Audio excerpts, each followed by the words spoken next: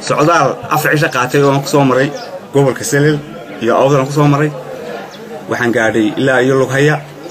waxyaalihi aan soo kulmay waxa kamid ahaa in gobolka uu ka xidhan yahay dalka intiisa kale una qabatayn lagu soo rogay waxyaalaha jira waxa kamid ah in laga gooyay waxyaalihi raayo ugu soo digayay shidaalka ahaa dikada ugu soo digayay Lughaya waa la gooyay waxa kale oo imika la xiray jidkii Djibouti bagaajkeeda ay ka soo qaadanayeen baabuurta hadda waxay taxan tahay Ashacado waxa lagu soo rogay casuur dheeraad waxa loo dhigay 3 checkpoint baa loo dhigay inta waxa dheer fiidinkii yaraa caruurta ay siinaysay WFP waa laga gooyay dugsiga Lughaya waan soo maray boomba laga gooyay garbada dar gargaara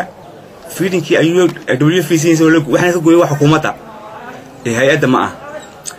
una qabatayn bareer ah yaa gobolkii lagu soo rogay dalkana waxa ka jira waan la wada soconaa oo ogna in maalinta ka dambayso oo sii galayo mugti oo sii galayo wadogti hadii aan nahay asxaabtii siyaasiga ahay ee mucaaridka ah hadalkayagi kor iyo hoos baan u hadalay dhigaha laga furaystay dhigaha ayaa laga furaystay waxa laga soo qaadaya ma jiro odayaal baa qaylaya halkan nolosha wada tashiga ah dhigaha laga furaystay nin walba inuu wuxuu arkay sheego waa la diiday dimuqraadiyadda reehana qaadaysay hoos baa loo dhigo wala baabiyay ma jiro wax xisbi la yiraahdo iyo waxa la yiraahdo dimuqraadiyad oo ka soconaysa halkan waxa u dhurtay qoys iyo u dhurtay marka wax weyn anagu habar xawsheed iyo hor magaalada uga qaadi mayno waad ogtihiin dalka Soomaaliya waxa ka jira gobol walba wuxuu doonayaa inuu qaato madax banaani gobol walba state iyo rabaa iyo maamul goboleed waxa aniga ay diidan garan lahay aniga waxa ay diiday in garan lahay ee aan dad kale u bareeyo reer odol waxaan leeyahay bariyo soo dhamaatay iyo waxba iga maqan iyo xaq baa iga maqan nin walba wuxuu goosto weeyaan waxa war xaqiini doonta xaqaagana waxaad ku leeyahay waa qori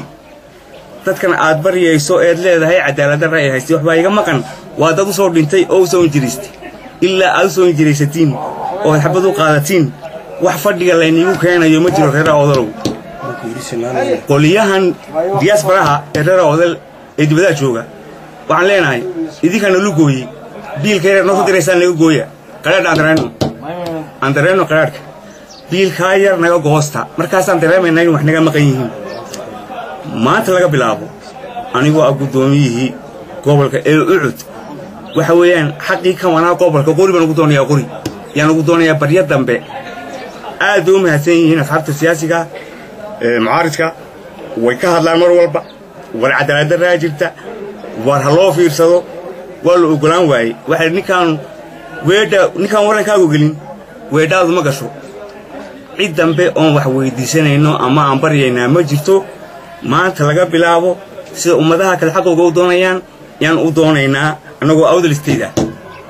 maanta laga bilaabana halganka ana bilaabaya cidii kale diyaara ee damiirle waxaan arkaysana soo diyaar galowday. Wassalaamu calaykum wa rahmatullahi